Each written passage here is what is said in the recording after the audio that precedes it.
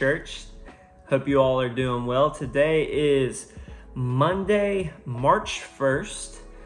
We are 3 weeks into our study on the book of Proverbs. And if you remember on week 1, we encouraged you guys to read a proverb a day. We joked and said a proverb a day keeps the devil away. It's a very proverbial saying, but it is not a biblical saying. So we're not going to take that saying to the bank. But we are going to take our Bibles to the bank, and while you're waiting in line, we're going to read a proverb a day. But as you're reading, you may have questions, and questions are good. And if you have questions about things that you're reading, I want you to feel free to ask it. And we may have time to be able to answer those questions while we work through and as we teach through the passage on Sunday, or we may spend some time just posting a little video on social media explaining what we see here. But as we were reading today, a question was brought up about verses 20 through 33, specifically verses 25 through 27, where wisdom is crying out in the streets, inviting people to come and take heed to her words. And if you listen to what she tells us, then whoever listens to her will dwell secure, will be at ease and without dread. But whoever doesn't listen to her counsel, whoever ignores her words, she's going to laugh at their calamity, and she's going to mock their terror. And so the question came up in verses 25 through 27 is, how do you reconcile that with the gospel? How do you reconcile that with grace? Does God not give grace to the sinner? And so what do we see taking place here?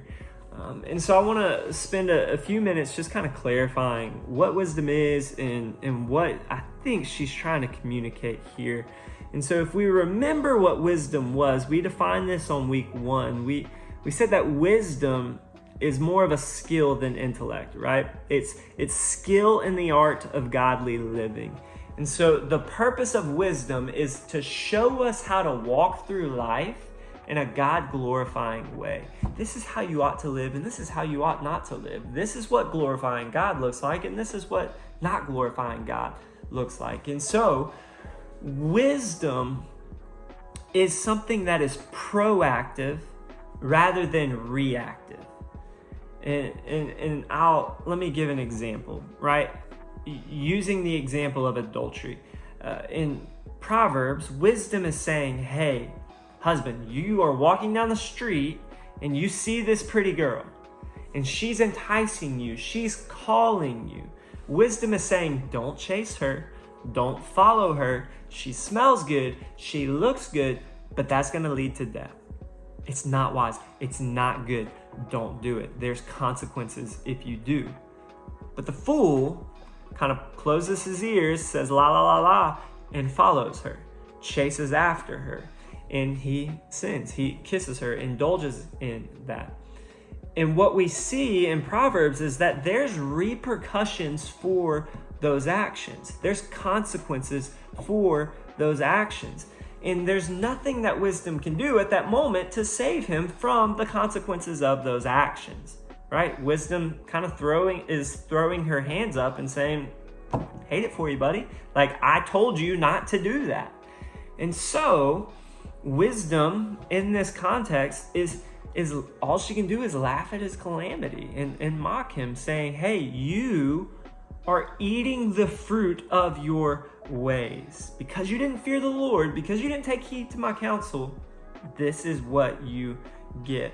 And so put another way, wisdom is there to help us avoid sin, right? And this passage in Proverbs is painting a vivid picture to serve as a warning for us, showing us what will happen if we don't take heed to wisdom's call, but then also what will happen if we do take heed to wisdom's call.